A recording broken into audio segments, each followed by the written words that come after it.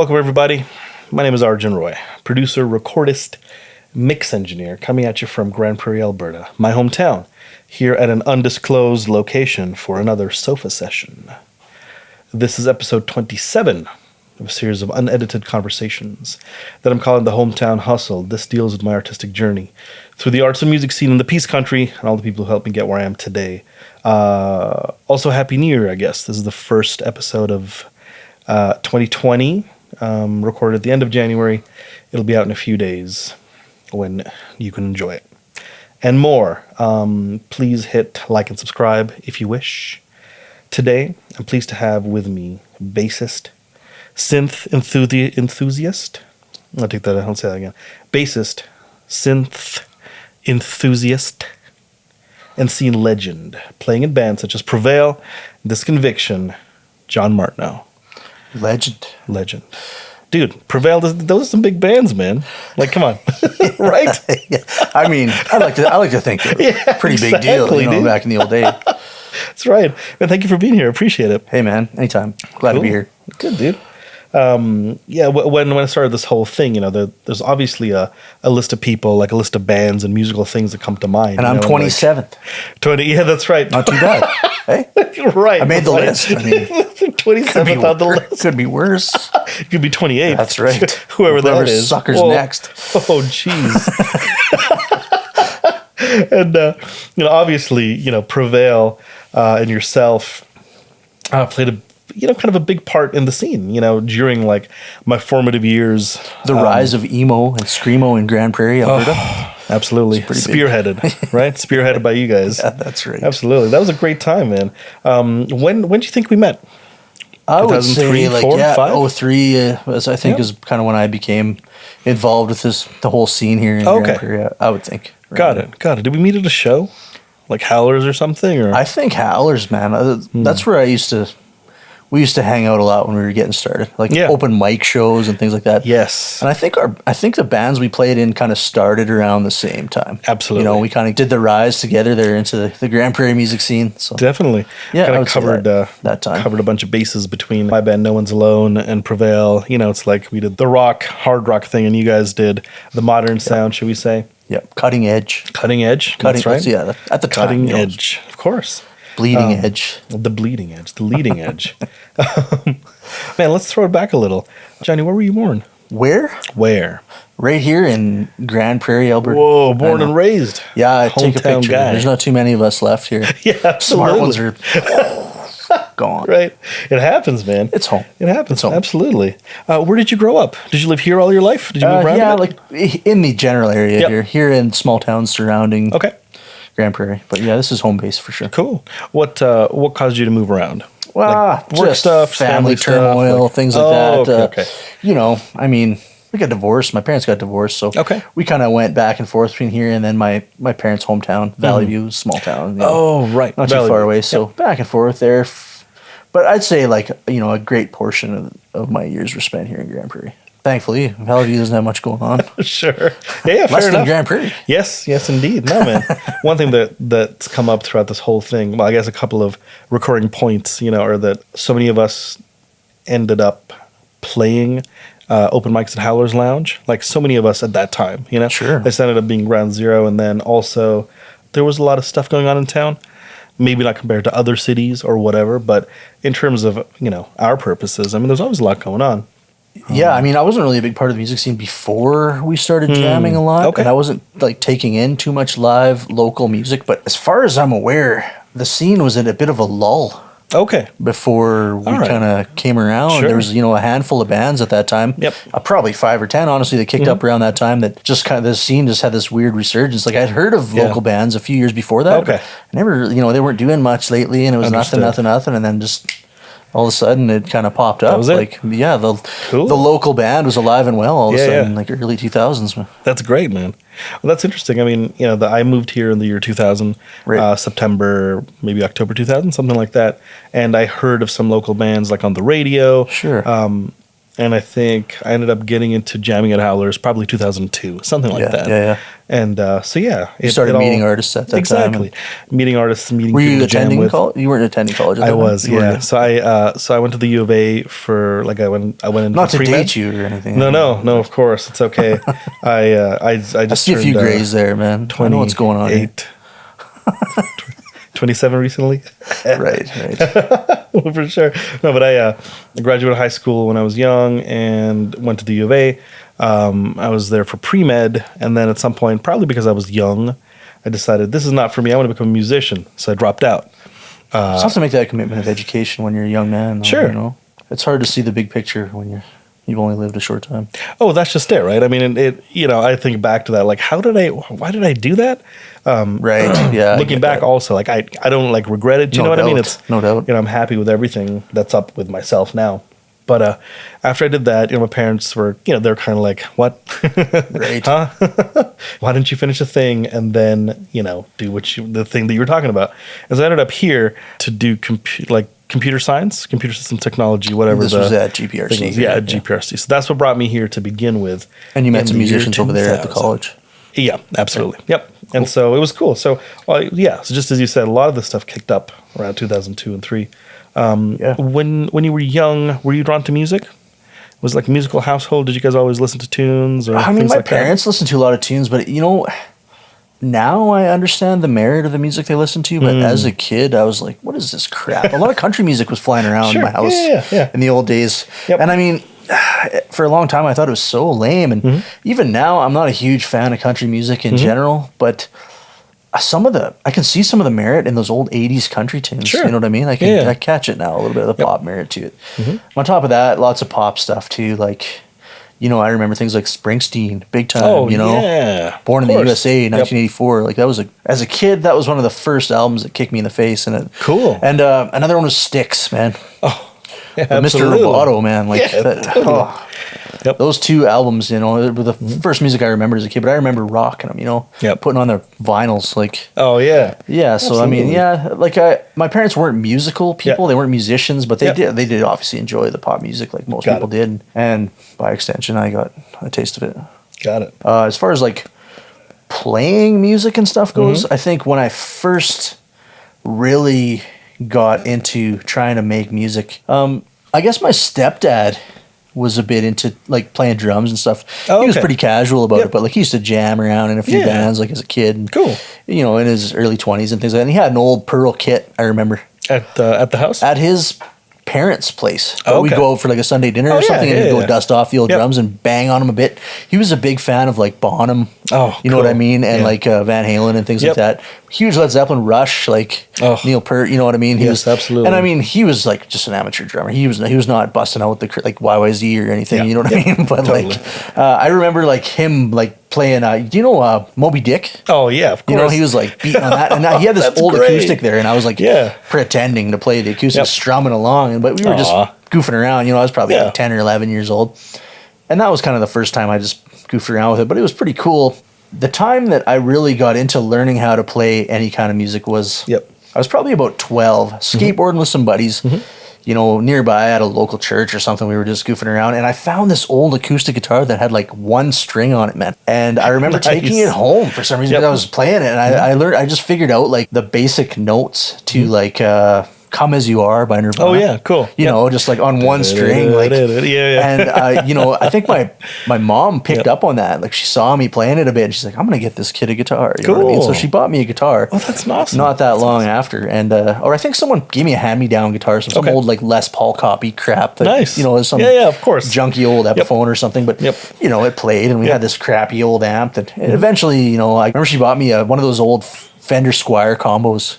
Oh, where you could get like the guitar with a little 15 guitar and a little amp. But I mean, that's how I got started. Was that, and my parents, by their good graces, picked up on the fact that I had a little bit of musical talent or musical interest in me, and just were smart and awesome enough to nurture it a little bit. So. Yeah, that's really cool. Yeah, man.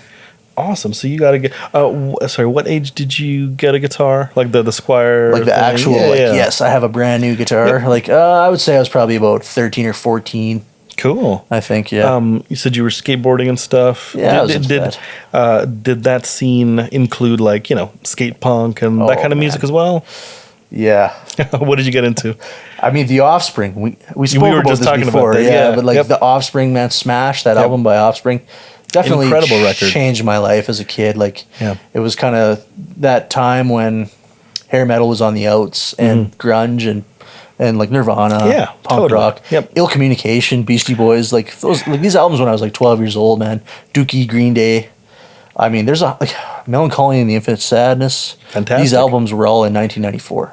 12 years old, That was a life-changing time for me, for music. Like, it's just, it was a total new era. And it was a big one. To me, I don't know, maybe it's not the same for everybody, but to me, that music just ushered in a complete new era. It really did. It really like a did. renaissance of awesome tunes, man. Totally. I feel like I watched. There's a YouTube channel called, I think it's like the Punk Rock MBA, something like that. Do you know what that is? Nope. So this guy kind of discusses. I think like the angle of his channel is like, whatever happened to, or like what was the downfall of this genre of music. Which is, maybe it's kind of a bummer to think of it that way, but. One of the things he discussed regarding pop punk, I think he kind of went back to that era of music, and he talked about how those bands specifically, like especially The Offspring, especially Green Day, like all of those early records, they're the ones who truly crossed over into the mainstream, who really brought those tunes, as well as the grunge bands, who brought this entire world of like whatever, alt rock, alternative music, music. Right when that hair metal was going down. Like, to me, like some of the death knell of hair metal would be like Use Your Illusions, man, like Guns N' Roses, that like early '90s stuff, like but it was like epic, you know what I mean? But it was on the way out. It was totally. I mean, I think like the what was it? It was the American Music Awards or the MTV Awards. There was like Poison was performing or something. It might have been 92, maybe it was 93 even, but that was you could tell that the vibe was different for sure. Everybody's wearing like plaid shirts and like pierced eyebrows were out there. Suddenly they're like, what is going on here? Like, no more like leopard skin pants in the audience. Yeah, absolutely. Times are changing. Times have changed, man. But that was those again, and some of those records. We were just talking about how we had like a mutual love fest for The Offspring just a little while ago while we were chatting about that. Smash, incredible record. I think one of the sensational songwriting, one of the perfect records out there. Yeah. We spoke absolutely. About that too. It's absolutely. Song after song. Definitely. I got into, I shouldn't say one of the first, but one of the first groups of bands that I got into when I moved to Canada was The Offspring. This was before Americana, and I think like I heard songs off of Smash on the radio. Americana was directly following Smash, right? Yeah. Or when did Ixnay on the Hombre come out? That's in between the two. That was in between. Yeah. Okay. Ixnay was the follow-up to Smash. Yeah, you're right. So I heard songs off Smash. That got me into The Offspring. And then, friends of mine who were already into it, they're like, you don't know about The Offspring? They're like, check out these records. And so Smash and Ixnay were the two records. And man, it's just like great music, dude. Great music, great vibe, excellent production, songwriting, the singing. A lot of good grunge came in that era too. Like we're talking about punk, but like, let's talk about Super Unknown by Soundgarden came out that year. You know what I mean? Yep. Like that was a huge record for me too. Like that opened me up to punk. I think Stone Temple Pilots was rocking some stuff then too around that time. Like, it was just a killer time for all kinds of new music to be hitting. Absolutely, it really was. 1994. I was in England at the time. I was into like, Oasis and Blur and like there's another one, all of those kind of bands. Definitely Maybe. Yeah. Oh yeah. What a phenomenal album that was, man. Absolutely. I mean, What's the Story kind of gets all the glory. I didn't mean to rhyme. That was just a happy accident. But definitely Maybe was still to this day holds up as a wonderful record in terms of songwriting and everything. Man. Like Live Forever. That's a great tune, man. It's so good. Yeah, they had a Beatles thing going on, But like this alternative, like grungy Beatles thing going on. Yeah, it's that nailed it. Absolutely, that Britpop vibe that kind of, like second wave of the British invasion. Sure, their precursors would have been like the Jam, Paul Weller, bands like that, who had that kind of stylistic aesthetic. But boy, Oasis, what a band. Yeah, that's another one that you don't think of all the time, but yeah. Big influence back in the old days, man. Absolutely. They were huge. And I mean, they were like massive on a worldwide scale. Like international superstardom. Yeah, totally. Yeah, man.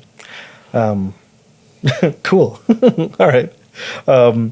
So you said you weren't really into live music at the time, or was it a thing that you got into later? But well, I was pretty young, aware of local bands, and like you know what? As far as I knew as a kid, there was no like all ages shows being ripped around in Grande Prairie, like that I was aware of or that I've seen. Really, I remember like, you know, when they first opened the Canada Games Arena, probably mid '90s. Yep, I remember Our Lady Peace came to town. No way, and it was like, it was a big deal because they just released that Clumsy album, was it? Oh my! You know, with like Superman's Dead and like they had just achieved basically the peak of their commercial success, right? Yep. And they were coming to town, you know, and I was like 15 years old or something, and I remember going to that show and just thinking like, this is insanely awesome. Wow, you know what I mean? To see that in Grande Prairie, it's like it was a big deal. Tell me about the show.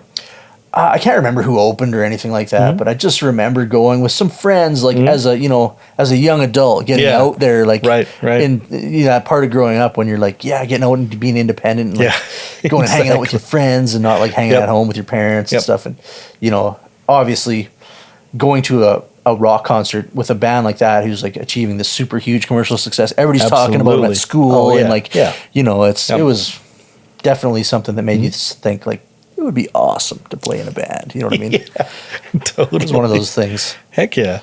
What do you remember what or what things kind of brought up like active participation in music somehow? Like, did you think about playing live? Did you think about jamming with friends? Like, was that a thing that you got into early on? Well, see, like, I guess at the same time, I had moved back to Valley View for high school. I decided to go back to high school because I had some friends there from when I was younger, and it just seemed like an easy thing to do. So I decided to just small town it for high school. I went back there and I reconnected with some old buddies from when I was like a young man, like a kid, right? And like some family friends and things like that. And one of my old buddies, his name is Dana, Dana Kapulka, his name was, and he kind of introduced me to like how to play music correctly. Like he showed me how to play some chords, and he showed me how to play some songs.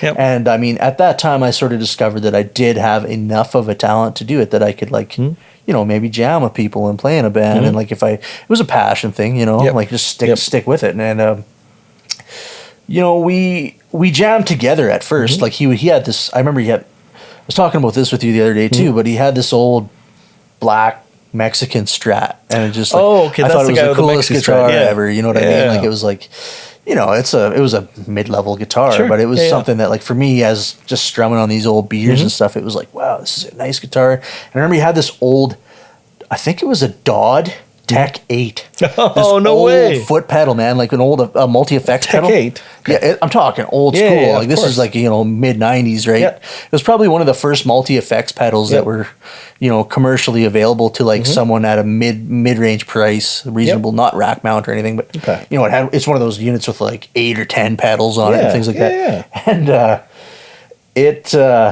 it was really cool to play with, right? We'd sit there and play with it all day, and we'd jam these old Nirvana tunes. He was really into Nirvana and Alice in Chains and you know, Beck, some old Beck and stuff like that. Like, gosh. I mean, and Foo Fighters, you know, the original stuff, their first album and things like that. So we were jamming on this kind of stuff, Weezer and, you know, all these tunes. Oh, Rage Against the Machine too. I gotta talk about Rage because they were a huge influence in me. Like they're such a great way to learn blues scales, and they have these rock and blues scale tunes. You know what I mean? Like a great. If anyone wants to learn guitar and they like rock and tunes, I recommend Rage Against the Machine because they're just a great way to get into it. You know, and so that's another one we jammed on.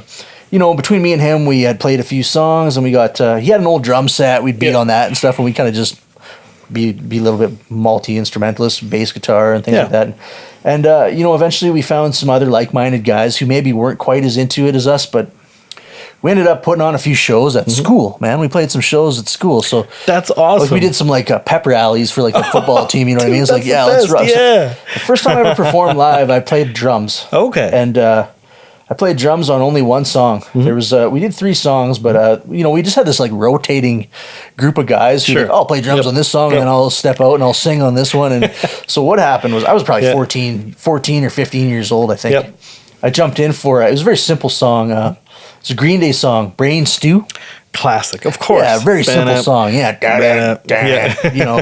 But it's a great way to like learn a song and to jam, like learn how to jam with people. So we played that, you know, and it was at school, and they had a pretty good production. They had lights and everything, and nice. You know, there's about 700 or 800 kids at our school, and they were just. I felt like a rock star, man. They were just screaming and wailing. Yeah, and like, absolutely. You know, I was hooked after that. I was like, okay.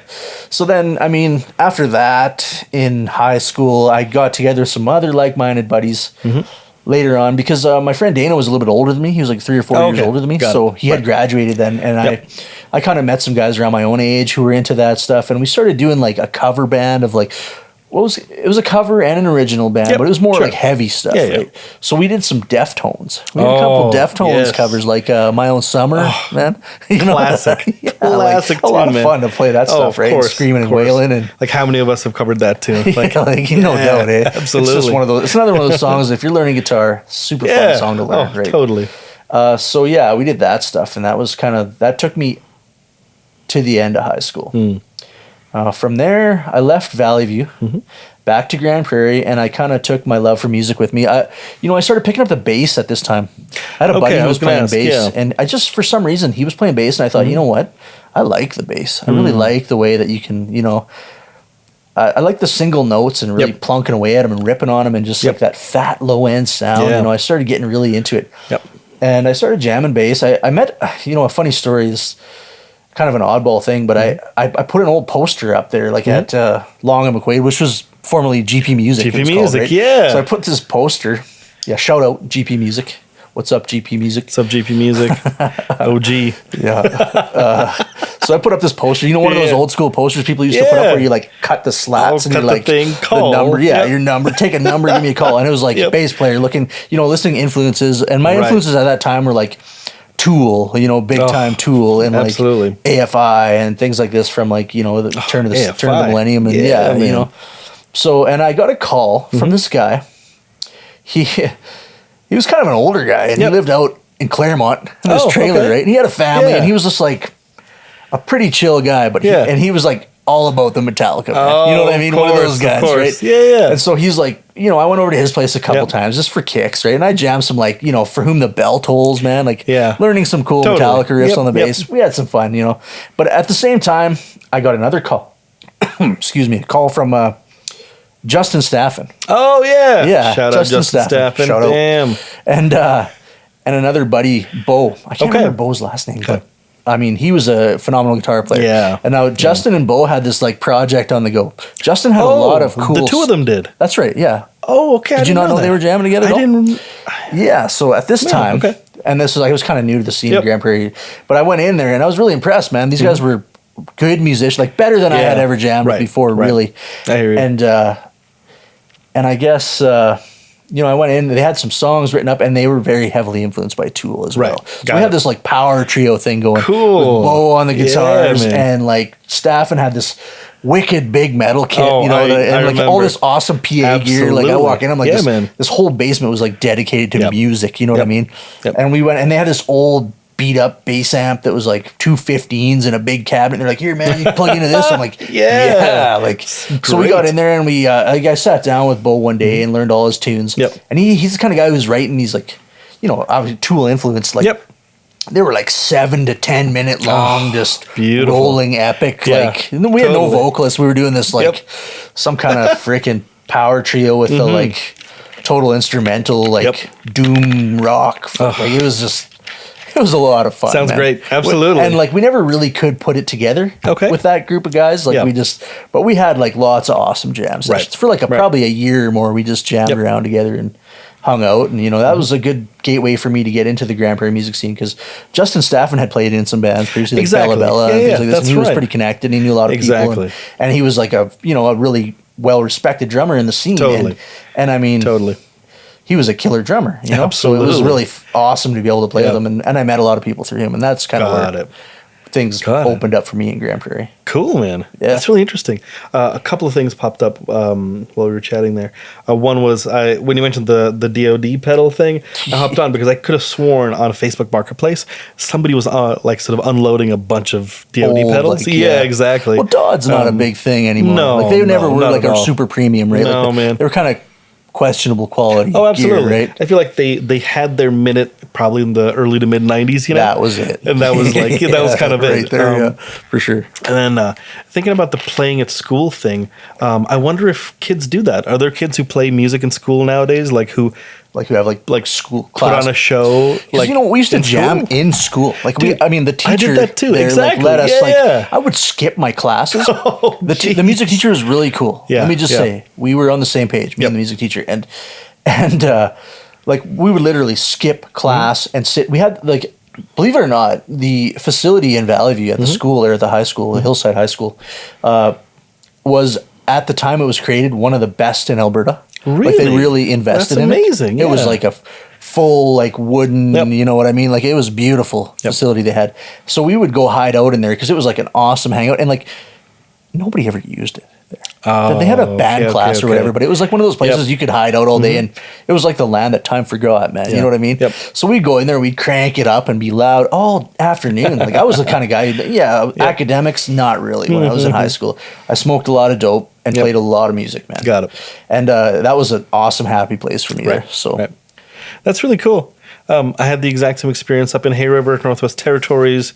Shout out Diamond Jeunesse High School, class of '99. I don't know how this kind of came together, but actually, it was a few older guys. I'm trying to think who I should probably give them a shout out. You know, them being instrumental to my development.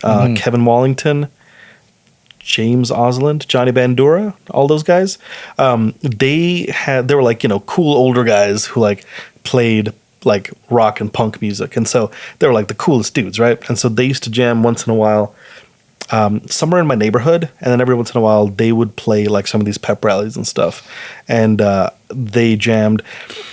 Again, the music room, like behind the stage in the school. You know, it's like the school is like a stage, like by the cafeteria or something. And so they had some equipment stashed in the back. I heard them jamming one time, and so somehow I ended up falling into the music room jam scene. I didn't have any gear for a while. My parents lovingly bought me my first electric guitar, which is a PV Predator Strat copy. And so I would just like plug that into whoever's gear was available. But yeah, that was great. I wonder if that still happens. I guess I wouldn't know because my daughter is 9. So I don't know if like middle school and high school parents, you know, they leave some comments, I guess, if that still happens. Put your damn kids in music. Well, you know what? Absolutely. I'm trying to push my kids into it already. Yeah. Like, you know what I mean? Study after study just shows that, you know, music education, just playing an instrument, being around that is beneficial to like, listening to music with your kids, man. Gosh, you know? Absolutely. Totally. Sit down and listen to music with your kids. Did you ever, this outs me as a nerd, not like it was a secret anyway, but, so I suppose when my ex-wife was pregnant with Lakshmi, I was like one of those nerds who'd like put headphones on her tummy and like. Did you guys do that? I would sing to the baby. Oh, man. That's amazing! Totally, right, dude. That's the best. Oh, I mean, not necessarily the best music either, but whatever's going on, I'd sing like. But yeah, I did the headphone thing too, or we take the phone, right? Yeah, and just crank up some tunes and just like put it right on the baby, man.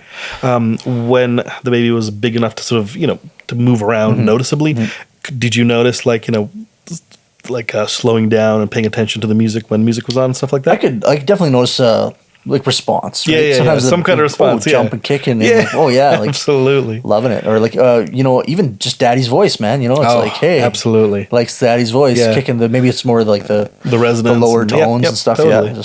Yeah, for sure. Oh, that's amazing. That's a beautiful thing, man. It is, yeah. I would recommend that also to everybody. Just play your kids music in utero. Have babies. Have babies, exactly. Cool. Have children become, kids are cool. You know, exactly. Have a family. Oh my gosh. Oh. Do you want to talk about some kids right now, or should we get back to that in a bit? Let's take that later. Let's keep going here. We'll get there chronologically speaking. That's amazing. Yeah, that's it. I think those are the only things that popped up in mind. So where were we? Okay, at? cool, We were at, cool. So you jammed with Justin and Bo. Yeah, that was your entree into the GP music It was, scene. yeah. Now, were you guys a band right away? Like, did you guys continue jamming? Did you guys sort of go apart and then come back together and form what would become Prevail? Or was like the Prevail name like a thing already? I don't think we ever. No, it wasn't a thing. We didn't ever really take off. Okay. With Bo. We never really found a vocalist. You know, we couldn't find a vocalist to fit the style of music we were doing. So we kept jamming. We kept on it, you know, and it might have like ebbed and flowed here and there and came up and came down. But I mean, I feel like we were pretty much weekly jamming and we tried a few different guys. Great. One of the guys we tried out there for a while, but it just didn't really fit. But I mean, I think he's still rocking the music scene today. Little Scotty, man. Scotty Otway. Shout out Scotty. Shout out Scotty. Yeah, man. He's a killer vocalist these days too. He had a project going on there with Blake. Oh, that's right. Went on Fire. Yeah, man. They had some killer tunes. That's right. You know what? I saw those guys perform as Went on Fire with Scotty. Yeah. Like at a comeback show last fall. Yeah, so I'm assuming they're back. Big sound, man. Big sound. And I'll take a minute to talk about Scotty on vocals.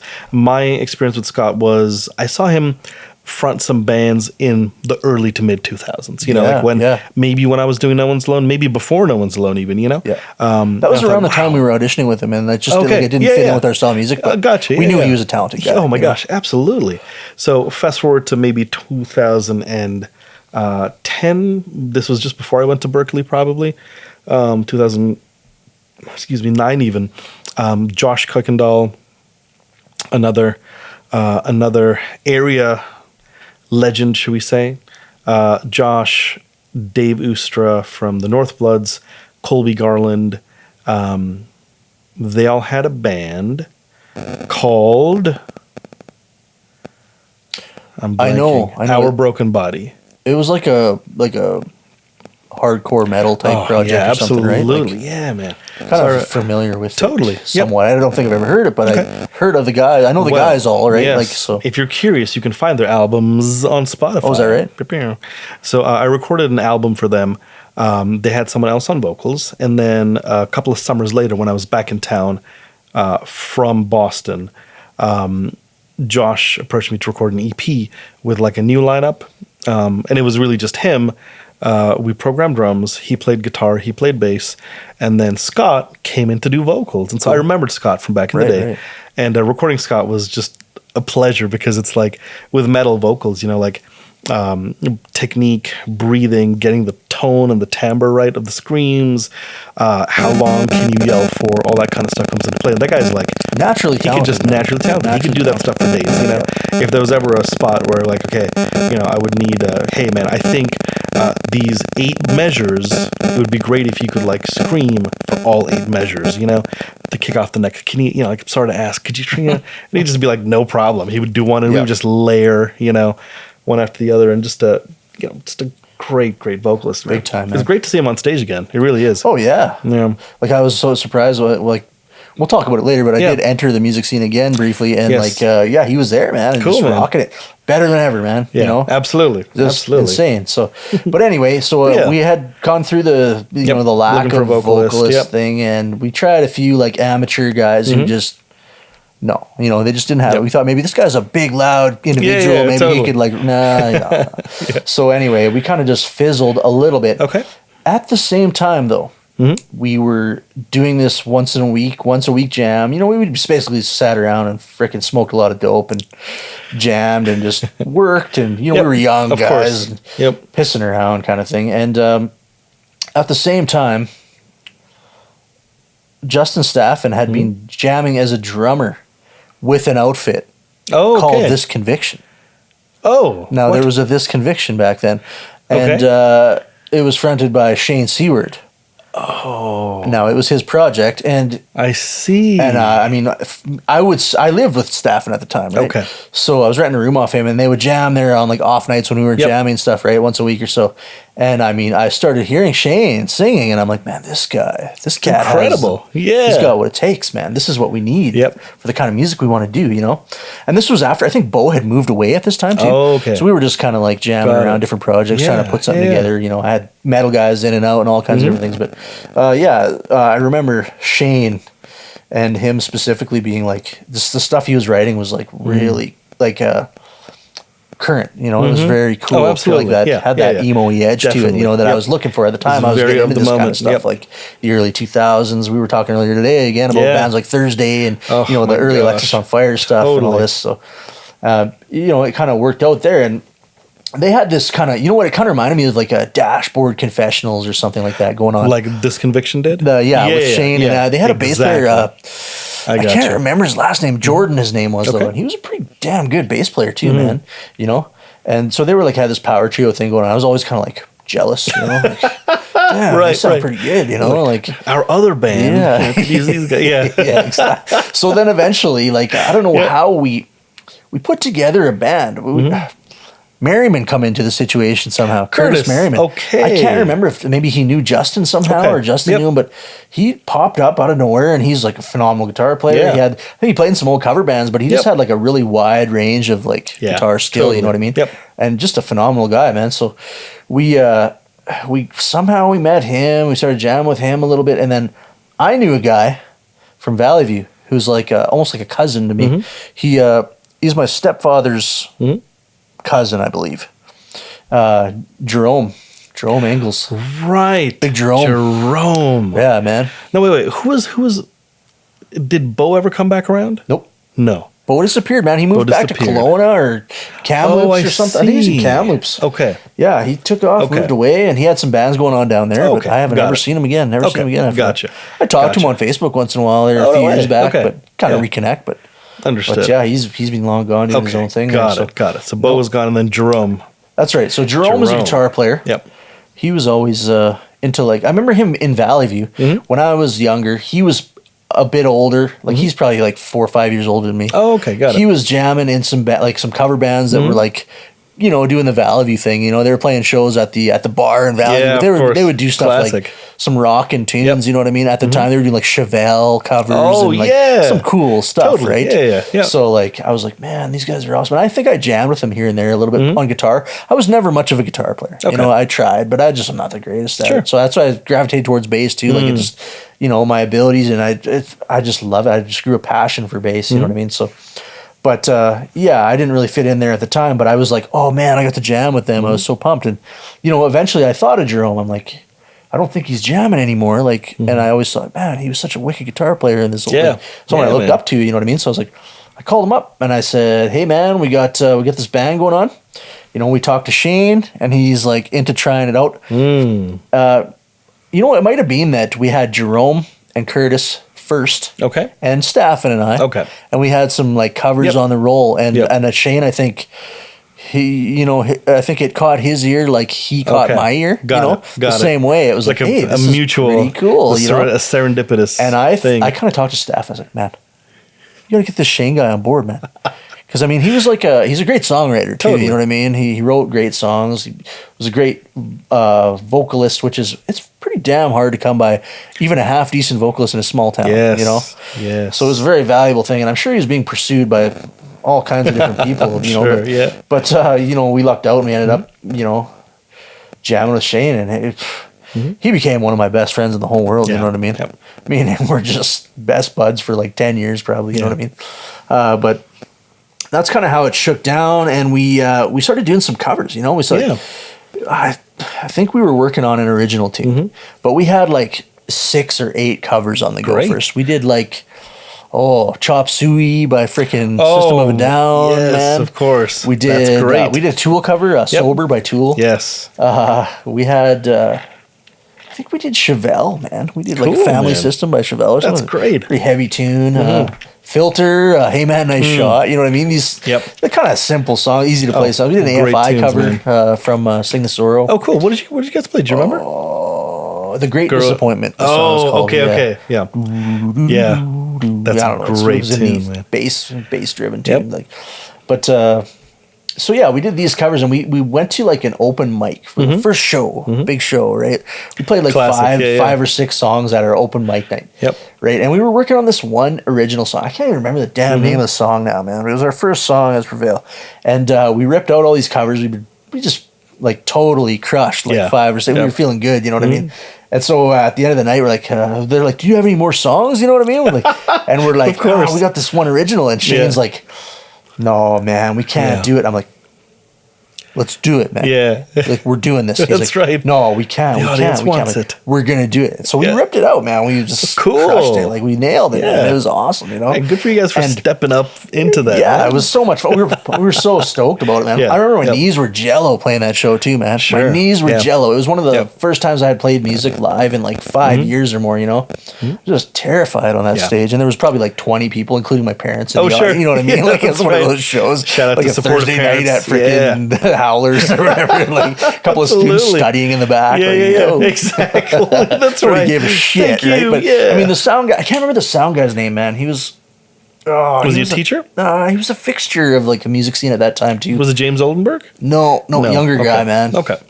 But I can't remember his name. But anyway, he was stoked on it, man. He was like, cool. That was killer. Would you guys like to play another show? Right. And I was just like, yes, I'm in a band. This is real now. That's you right. know? People want us to play shows. Yeah, it's real deal, man. Show number 2. So, and you know, honestly, it just very rapidly took off after that for us, man. We just kept getting booked shows, like local shows and things, and getting our name out there, and we built a name for ourselves on it. Like, but it was really cool how it happened. Right after the first show, it just kind of like, you know, they played us on the radio a little bit shortly after that and things like that. Indeed. A lot of fun in Grande Prairie, man. Dude, absolutely. Felt like a rock star, local celebrity. Oh my gosh. Well, I mean, again, you know, you guys were a band who were, I mean, my first impressions of you were always that you guys had it so together, you know, in terms of playing together, playing in time, having tones dialed in, and then the performative aspect as well. You know, you guys just kind of killed it on all fronts. I guess, you know, we lucked out that way, that we just kind of gelled together, you know. Yeah, it was, you know what we did, though, that I think might have contributed to, like, that image that we portrayed there or projected was we jammed a lot. Yeah, of course. Like, we jammed a lot. You know, a lot of bands you talk to, a lot of local bands, we jam once a week. We jammed 3 nights a week religiously, you know? Absolutely. Like, I mean, I'm talking like way. Tuesdays, Thursdays, Saturday nights, man. Like, and it was no messing around. And you know what? Shout out to Jerome, man. Yeah. Wherever you are, man. Driving in from Valley View, 3 nights a week. Oh my gosh. With a freaking 2-year-old kid. Oh, you know what I mean? He had a 2-year-old kid at home, and him and his wife would come in. They'd go, you know, his wife and his kid would go shop at Costco or something and stock up. Yep. And he would get his like 2-3 hours of jamming in, man. Like, just religiously for years, man. Mm-hmm. Just a road warrior, that guy, man. Totally. But I mean, all of us, you know, dedication to that. That's just it. We were at that age, and the music scene was at a point where people were into it, man. So we treated it like we were going to be rock stars one day. Of course. You know what I mean? Of course, absolutely. We were totally fully invested into it, man. Yep. Heart and soul. Heart and soul, man. That's it.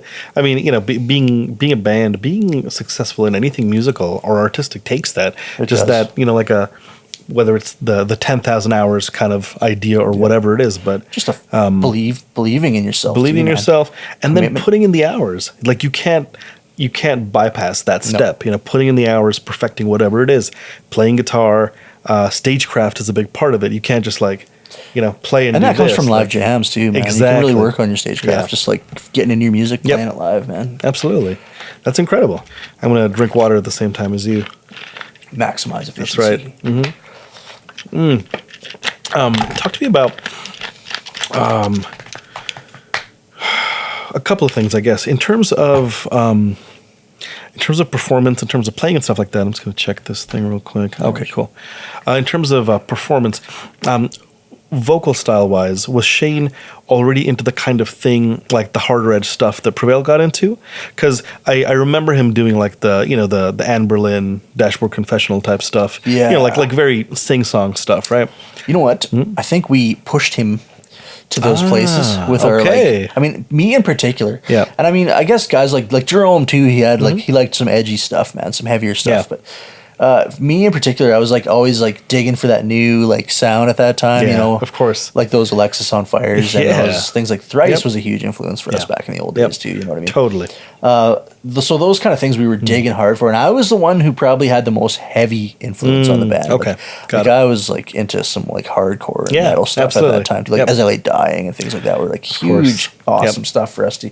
But like, not so much for like guys like Shane, like, and I mean, to be honest, his vocal strength lied in more of that softer stuff. I think in retrospect, we pushed him to places where we had no business going with, you know what I mean, with his vocal style. We would have been much better off like laying back a bit, and just because I mean, he wasn't a screamer and he wasn't a hard edged singer. He has a beautiful voice. You know what I mean? And it's conducive to like more of a chill. Absolutely. Not chill, but just I understand. less aggressive style. Absolutely. You know what I mean?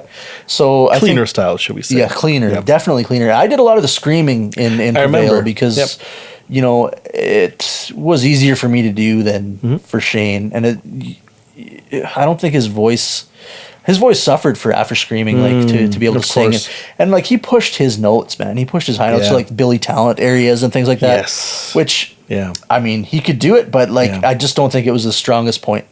You know, we realized that after, you know, Prevail was over, but we definitely, you know, we hit it for a few years pretty hard there. And absolutely. Like, we'd give it a good honest shot, you know? Definitely. Interesting. Tell me about songwriting. So songwriting, you know, I'm not much of a songwriter, to be honest with you. I'm a riff guy, you know. I always come up with like these catchy, like the hooks, you know. I had like hooks for days. But the songwriting process in Prevail was, I think, you know, what we do is we'd play some riffs. We'd come up with like some pretty good little ditties. And then what we'd do is we'd give it to Shane. Oh, okay. You know, I'm gonna shout out Shane here, man. Songwriter extraordinaire. Like this guy was like a musical genius of songwriting. I would throw him riffs. A lot of times it was me, or you know, Curtis Merriman had a lot of good riffs too.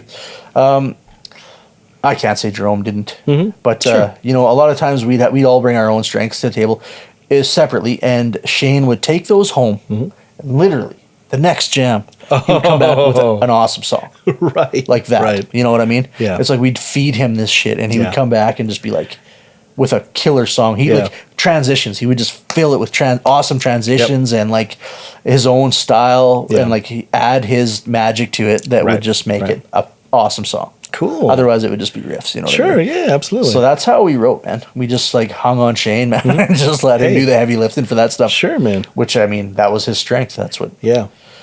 I mean, it worked out great. It did. You know, like the songwriting was fantastic. You know, like really interesting. And again, like you said, it was very of its time. You know, that early to mid 2000s vibe. You know, you guys kind of typified that. Like it was, you know, it was very cool. Yeah, we capitalized on something that was going on at the time, and we were fully invested in it because we're current. That's right. Heck yeah. Talk to me about some of the shows. Like you guys, where all did you play in Grande Prairie? I mean, I remember some Battle of the Bands shows we did, like Peace Starts at Home Battle of the Bands. Yes. I'm sure that they've been mentioned on all of your podcasts because at that time they were like, that was the event, man. Central, that's where you got to see the cool new bands in Grande Prairie. And, you know, I remember those shows and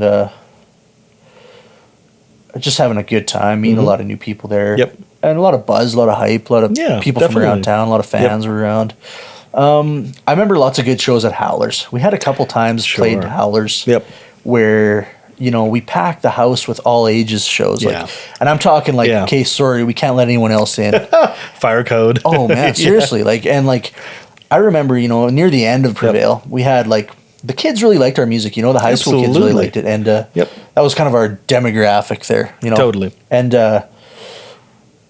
I remember just, you know, the whole crowd lit up, you know, singing along with our music that had no printed lyrics anywhere, you know what I mean? Just, you know, maybe because they heard some of it online or for somehow we got like, you know, through word of mouth, we had built like a pretty good like teenage following. Definitely. And like there was, you know, the one show in particular I remember with that, you know, we had kids all over the stage, like, you know, while we were singing, like into our microphones and just, it was one of those old school, like, you know, hometown shows, like, you know, and like, it was such a wild rager, man. Like there was drunk kids everywhere. It was just like one of those bad scenes, man. You know, we left and like the next day we got a call from Howlers, right? And they're like, you guys can't play here anymore.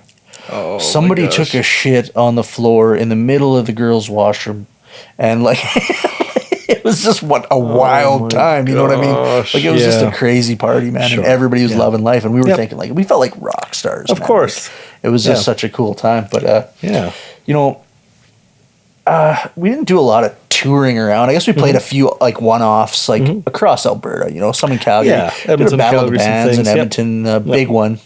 Strip Down, I think it was called. Yeah, I feel like I was in town. I was in Edmonton. I saw you guys play. Yeah, we had a pretty cool thing going on there. It was a 49 band, like over 7 night, you know, like there was 7 bands, 7 nights, and one band advanced from each night, and we managed to advance from our night, you know, to the finals. So we got to play against 7 other bands in the finals. We came in, you know, second or third or something crazy like that, but which was awesome for us. We were feeling stoked about it. You know what I mean? Battle of the Bands. You know, it's like a love-hate thing. Well, when you're a kid and you think like you think it's the ultimate thing, right? A Battle of the Bands, but like as a grown adult musician, you're like, that's a waste of time. It's a bullshit thing for like bars to get like a bunch of free bands coming and playing. You know what I mean? Like, and it's cool in a way, but the competition thing's kind of cheesy. You know what I mean? It's like it's way cooler to just jam with your buddies, man, or meet new bands and playing with people. Like way cooler to just be part of a show. It's kind of weird to be like pitted into a competition for musically. Like it's kind of cheesy. You know what I mean? But I mean, at the same time you're like you want to like validate your musicianship, right? Yeah. So as a kid, you're like, oh yeah, we're gonna win this thing. We're gonna win. Like there's like usually prizes involved, like like small recording packages or like maybe some gear and things like that. So it's like, oh yeah, like I think some of the bigger battle bands, like the prizes were like, hey, you get to like get a full album recorded at like an Edmonton studio, and you would get like some furnishings for your studio and some gear and like for $10,000 or $5,000 or $1,000 or something, which is when you're a freaking starving artist, it's like totally like, meal ticket, man. Like, gas money. I mean, oh my gosh. So I mean that was quite a big part of the identity of us. Like it was like Battle of the Band Warriors. You know what I mean? And of course, it's funny that whole era, that whole scene, because like inevitably you'd make friends with other bands in the province and stuff like that, and then everyone would see each other at certain events, and like these were some of them, right? Yeah, you'd always it's more like, oh hey, you guys are here, cool, all right, like we'll play the show and then we'll hang out, or something like that. Yeah, for sure. The camaraderie was really good. I remember there was like a lot of friendship between bands from here and Edmonton, and I mean I could be wrong, but I always felt like there were a lot more sort of Edmonton rock and hard rock and metal bands. Than Calgary. I don't know if that's just because maybe we didn't cross paths as much or whatever, so, right? Man. I really honestly believe that for every rockin' band from Calgary, there was probably 5 from Edmonton, just because of the scene. Like, I think that that dirty Edmonton scene is just a little more conducive to like rock bands and bands in general, music. Like, I feel like Edmonton's just more of an artsy town than Calgary. I think so too. Yeah, man, that's always the feeling that I got. But that was cool. You guys got some recording time, yes? Because you ended up at Black Box, or did you guys like book the time? Oh yeah, we paid for that. Yeah, we didn't win that time. Okay. It would be cool to say we won it, but in all honesty, the reason we chose Black Box was actually because Black Box Studios was one of the featured prizes of the Strip Down. Was a recording time with the Black Box there. So we thought, well, that must be a really good studio, right? Absolutely. So it's just like I guess it was free advertising for Black Box, but at the time we're like shout out Black Box, McGarnagle. Yeah, Steve, right? Yeah, that's right, man. Yeah. It's been a long time. Yep. So anyway, we decided like, okay, Black Box is the bomb. You know what I mean? Let's go check this out. So shortly after this Battle of Bands thing went down, we thought, let's go record an album, and we did so. We recorded a 5-song EP there at Black Box Studios over the course of 3 or 4 days, I think. Okay. Cool. Classic kind of time crunch. Quick one, recorder thing. Do you have that kicking around anywhere? Oh, I got some old CDs, Really? I got a box sitting around somewhere, No way. I'll gladly pay you for some. Don't worry about money, man. Just, I'll grab them. I'll give you. I should have brought one just to show it off, the goofiness of it, Well, maybe using the magic of like magic of the internet and like the passage of time. We can dig one up and throw it up right now. Superimpose it. Yeah. Awesome. There we go. Done. That's it. Dig it. Dig it. Get into it. Man, I remember that was a really cool disc. Like you guys had a certain sound, and just like, being able to capture that was really special. There were a bunch of bands that, again, I'm not sure if these were all bands who won, but I remember one of these things. Do you remember the band Marble Engine? Hell yeah, I do, man. I do, definitely, because one of my favorite bands. I idolized them at the time, man, because like they won that Battle of the Bands. They're the ones who won it, yeah. Okay, and I mean that's where we were like, holy, these, and they had a really killer like power trio stage presence thing going on. Man. Absolutely, they had some cool tunes, like some progressive type stuff. And so yeah, they were definitely people we looked up to in the scene at that time. Right? Absolutely. They were a sensational band, compositionally, performance-wise. Do you remember the bassist had these kooky moves on stage? Big time, like, man. Awesome he played performer. One of those, like, Paul McCartney, he played a Hofner. That's right. Yes, that's exactly what it is. Yeah, like the violin bass man, like a Hofner over here, and then like a dual rec. Yeah. Oh yeah, he played keys as well. And the bass. He was like the Geddy Lee guy. That's right. Man, their sound was so full. They were very awesome. Oh my gosh, incredible. Yeah, Hofner bass, keys, like a dual rec, and like a Soldano. The other guitarist had Mark. Oh my gosh, I can't remember these guys' names now. I think it was Mike. Mike. Yeah, I think you're right. Oh my gosh. But yeah, a Soldano. And it was the first time I'd seen and heard one. I'd heard of Soldanos. Yeah. But then once... I remember Merriman went out and bought one after that, man. He did? He still got it, I think. Oh my gosh. Yeah. Curtis. Yeah. Oh, this is amazing. Bring the Soldano down. Let's check it out. Absolutely. We'll do a YouTube video like, yo, sup, YouTube? Frick yeah. Doing a SLO 50 video. Check this out. A rig rundown with Curtis Merriman. Yeah, exactly. Yes, Curtis. Rig rundown next time you're in town. Yeah, done. Sure. That's it. Cool. That was a great recording. I remember that started getting around. We were all... a funny story, while we're on the topic of Marble Engine. When I left Prevail, we started a band called This Conviction, right? Kind of a throwback to Shane's earlier work. And it was Shane and myself, and then Jaron. The second drummer from Prevail, right? We'll get into that later. But anyway, we had a 3-piece thing going on for a while, and then we incorporated Jeremy Gustafson as well. Yes. But as we were recording, there was 3 of us, and we actually, for part of the time in the studio at Black Box, McGonigal, Steve there, he was gone for a night or something, and he had Shane, the bassist from Marble Engine, come in. Oh, okay. And he was like kind of like a apprentice engineering, just hanging out, working with him. So he was like engineering for us the one day, and we actually asked him to play some piano on This Conviction's opening track. So there is like a small run by Shane on that opening track from the This Conviction album. Oh my gosh, that's great. Yeah, that's pretty neat. All right. I'm gonna listen to this stuff sometime. Soon. I've got CDs of both. It'll happen. That's it. Oh my gosh. And then we'll throw up the This Conviction CD right now. Perfect. That was great. Real good. Man, that was amazing. Did you guys make it out to Strip Down in Calgary as well? Yes. Because it was in Edmonton one year, it was in Calgary the following year, or something like that. So we went to the Calgary one. Yeah. And I mean, not to knock on Calgary. Beautiful city, man. Beautiful city. But as far as like the art and music scene there, I just never experienced it on anywhere near the level that I did in Edmonton. Yeah. And the same with Strip Down. It was very... It was very muted compared to that Edmonton. Like that Edmonton one, that was like the production value was high. You know, they did like video interviews with us beforehand. That's right. Where it was like projected on the TV, and we got to talk and like in Calgary, it was like playing at Howlers. Sure. We played on a small stage in a small college bar, and it was not anywhere near the exciting experience. We kind of felt like, why did we drive down to Calgary for this? And there was like hardly anyone there. It wasn't hyped. Well, because the Edmonton Strip Down was held at Reds, right? Reds, yeah. Yeah, and I remember again, at the time it was pretty rockin' venue too. Like it was always, man. That's where I saw like Killswitch Engage. Sure, man, I've seen Killswitch Engage there as well. Oh my gosh, so many bands. There's lots of big names coming through there, man. Yeah. I mean, and again, everyone from Killswitch to Machine Head to Arch Enemy, Strapping Young Lad, like Reds, man. Oh my gosh, incredible shows. Cradle of Filth. Yep, they had a lot. I mean, I saw Alexis on Fire there before. Oh, yeah, lots of bands played there. That was who used to book?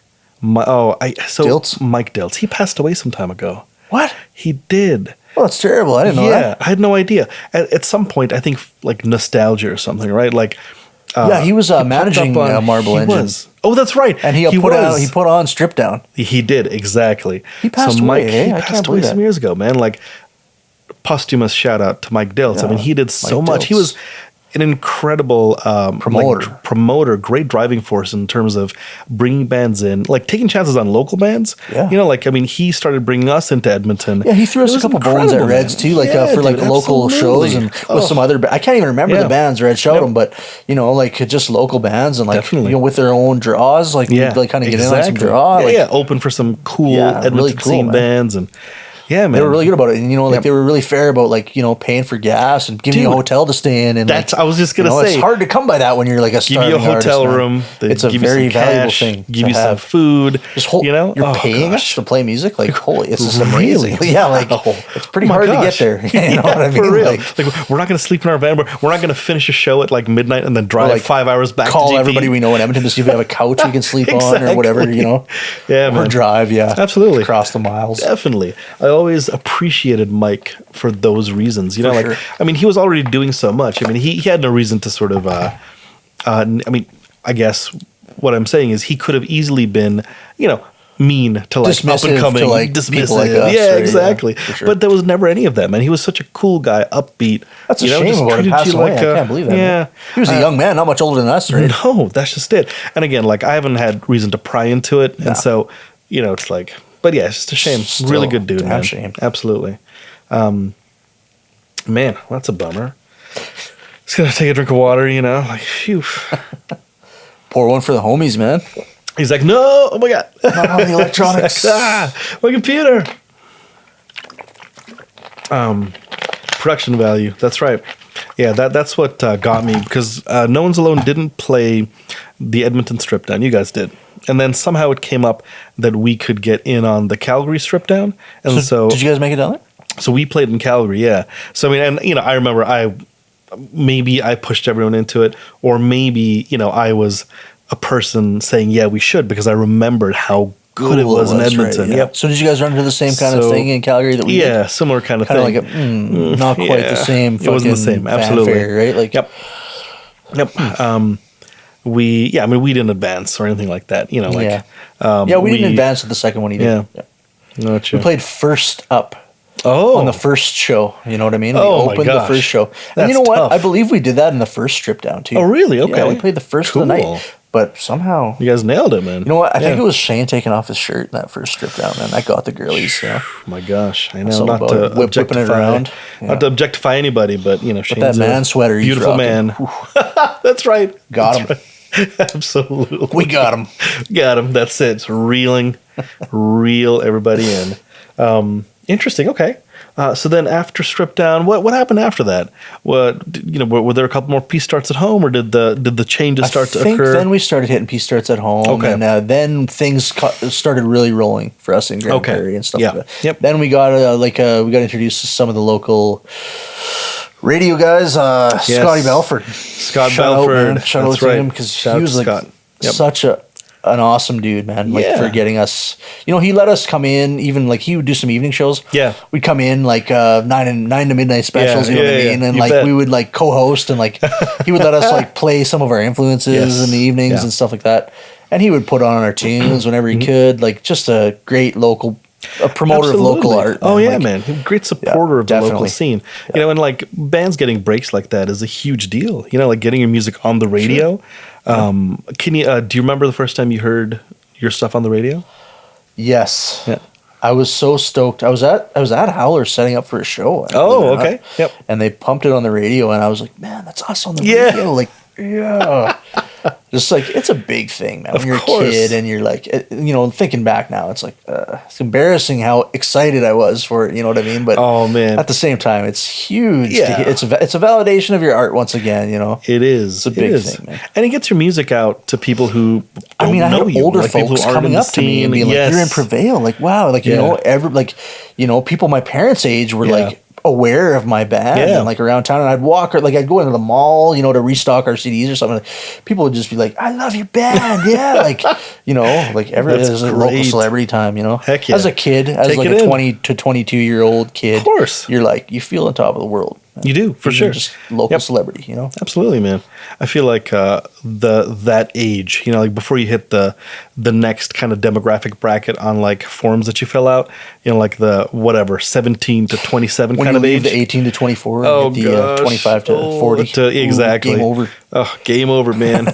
Well, when you're that age, you know, it's like if you're a musician, like, and you can make it work, like go play shows, you know, like it's I mean, this makes things have changed so much since then. You know what I mean? Exactly. Like, I don't know what the state of affairs is currently with like high school bands and local music. Right. Honestly, is there a local band in Grande Prairie right now? Like, I mean, the Northbloods are rocking, right? They're killing it. And Absolutely. I'm like, this is my ignorance, not to say that the state of the local scene is poor. Just that I haven't really been a part of it in such a long time. But yeah, of course. I'm not really familiar with what's going on right now, but I'm wondering if it's the same way as it was. If there's people out there who are like, you know, young and tight and bright and just ready to rock, or like, or if it's like a little more jaded or like muted these days, or what? I don't even know. But I'd like to know. You absolutely, know, what's like, going on. You know, it's not like I've been out to see every single thing ever, but the shows that I've been to, you know, there are a few bands that have draws. Northbloods being for sure. one of the top. I'm definitely aware. Yep. Like I worked with Dave. I jammed with Dave a few times. Oh, cool. Shout out Dave. Yeah, like Dave Ustra.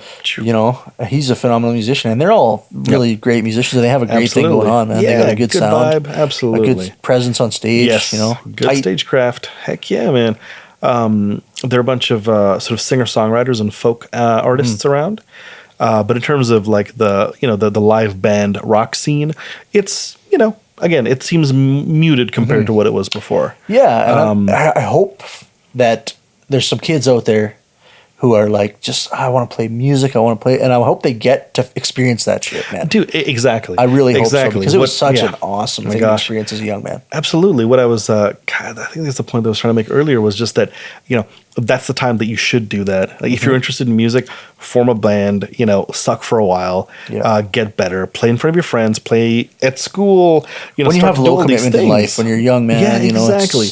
When you have the time and the energy and the, you know, just the resources to kind of throw into being in a band for a while, you know? Lack of commitment or lack of absolutely anything else going on, you know? Definitely. Just do it. I wonder if there are kids who watch this. You know, maybe it's just all like people our age who watch this. I don't know. But if there are kids, hey, to write something, you know, comment or whatever. Smash that bell, hit subscribe, you know. I'm here in the Hollywood Hills in my mansion with my Lamborghini. Yes, that's right, exactly. But the most important thing, Audi is over my here, books. But you know, whatever. But I mean, exactly. That's probably dating myself too. That's an oldie, eh? Like that's got to be 10 years old now. That crap. These kids don't even know what I'm talking about. They don't know what's going on. Forget about it. But playing bands, do that. Do that. Forget about this, but playing bands. Get out there. Yeah, man. I'm always curious about that.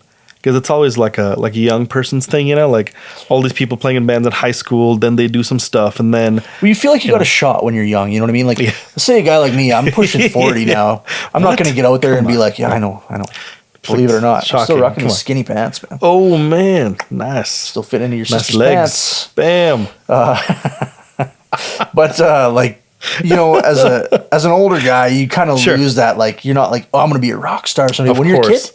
When you're young and you feel like, hey, I'm in the age bracket that I could make a shot at this. Absolutely. If I have what it takes and if I meet the right people and things happen for me, I could do it. And so, like, you know what I like to say to musicians, honestly, I don't want to be like that, you know, dad guy who's like, but honestly, a piece of advice is I hope that you never lose that feeling. Oh, yeah. Because it's just a magical feeling.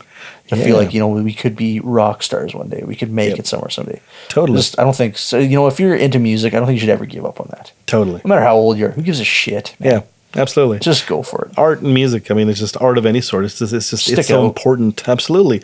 You know, and really, like, that's one of the things that being in the arts teaches you is you just have to develop thick skin. You have to be like, you know, you have to develop like even more belief in yourself. Yeah. You just have to be able unwavering faith in your own ability. Oh my gosh, exactly. Unwavering is because there's going to be people shit on you, no matter how good you are. Lots of rejection. Who you are. Yep, I guarantee you, some of the biggest bands in the world were shit on by people. Reviewed poorly by people and laughed off stages sometimes. Even booed. The whole thing. Forget it. Yeah, you're right. It's I think just for personal growth, it's a tremendous thing, man. Absolutely. For sure. Also, an experience. Experience. Oh my gosh. Huge. Camaraderie, dealing with people. Yeah. It's great on so many levels. It's like family, man. Being in a band. It's like brothers. Oh gosh, of course. And it's a cliche for a reason, like, oh my gosh, it's so much. I say this sometimes, and I don't know how seriously people take me, but if you're not really into playing music or performing music, getting together with a few people and making music and performing it, live with other people. It's like making love to like 4 other people, man, at once. You know what I mean? Like, it's deep though. Boy. You know what I mean? Like, you get right in there, man. It's like you're in the zone. You lose yourself in it. Intimate kind of a thing. It totally is insane. It's something I recommend to everybody. Absolutely, playing with a few people, musically, that is. Whatever. No, you're right. I shouldn't judge. I don't judge. Just leave it open. Do whatever you want to do. Absolutely. Just do what thou wilt, as they say. You're absolutely right, man. People just play music, A bunch of folks I've talked to on this thing as well, like a lot of folks, again, are like our age, they're like us. We killed it back in the day. Then we killed it in life, Now we have families and maybe not the time to devote to music as we did. But a lot of folks are kind of finding their way back. Maybe it's just like several years later, 10, 12, how many years later, everyone just kind of feels that itch. You miss it, right? You're like, you think like, man, if it's part of you, those are some of the best times of my life, right? Like you don't want to leave it. Totally. Something you realize, even if you do step away from it for a while, like I have. Yeah. Like I, in the past, have stepped away from it for like 10 years, you know what I mean? And, I never really thought that much about it. But then, you get to like, picking up the old guitar or talking to some old buddies, and it's like, that itch comes back, and then you scratch it a little bit, and even if it doesn't stick in terms of like, maybe playing in a performing band or something like that, you realize that music should always be a part of your life. Exactly. And if it's not worth leaving alone completely. Exactly. Even if it's something as simple as, writing music on your own or playing, just even plinking along to some old tunes, man. Like totally. Or maybe starting a new project. Yep. Something like that, or getting together with some old buddies, or meeting some new people, and just doing some recording. Like on your own time. You don't have if you have commitments like in your life, just making a little bit of time. Daddy time. That's what I call it. Sure. Daddy time for music or whatever. Like absolutely getting out there and just doing some me time. Definitely, music is one of those things. That and then that's a really passion, right? Really good way to put it as well. I mean, like people form sort of like weekend bands and like dad and mom bands for a reason. You know what I mean? Like and nowadays with like the way that the affordability of like home studio equipment is like is better than ever. Like you can get into a nice home studio for under $1,000 or $500. Absolutely. An input and a computer, which you probably have laying around the house already, is all you need really, and an old guitar, man, or a microphone, and you're good. Totally. Even like an iRig and GarageBand on your iPhone or something. I mean, check the comments for a link to purchase that. Some proceeds may go to Arjun Roy. Exactly. My Amazon affiliate page will be listed below. That's right. Oh my gosh. There's actually, speaking of which, Boss just put out Boss/Wazacraft, which is like their Japanese shop or kind whatever. Of like a high end. Yeah. They put out these wireless headphones that are like amp modeling headphones. Neat. You know what I mean? Like you don't need to do any fiddling. Exactly. It's that kind of thing. Just put on these headphones, man. And I saw that at the NAMM show, and I couldn't figure out what was going on. I'm like, wireless headphones. What's so cool about this? Who cares? So, and they just plug directly into your guitar. Yeah, and they have like a little preamp kind of thing that just pops. Everything, absolutely. You can just hear everything. I have one of those things. It's a headphone amplifier. It's made by Vox. Oh, I remember those things. It's a little plug-in thing. You just plug it into the bass, and I just plug headphones into it. That's it. And it's cool. It's like a preamp. It's a little amp that just freaking, So it's kind of the same idea, but headphones built in with it. Wireless headphones probably built more cool modeling options. Absolutely. Premium kind of stuff. It's stuff that reminds you like, this is the future. Right. You know what I mean? Like, I saw a bunch of amazing people demo that thing, like Steve Vai and other cats. And Anyway, so to your point, there's so many ways to do this. You just, like play music on the weekends. Whatever. It's worth it. But it's just worth do it to just do it. If you're passionate about music, don't ever walk away from it. Don't do it. It's always a part of you, right? I would say so. Yeah, man. I missed it without knowing it. Absolutely. That's beautiful. That's a nice little tangent, you guys. Inspirational, that's what we try to do here. Inspire. And for more inspiration, smash that subscribe button, hit the bell, like this video on your whatever platform,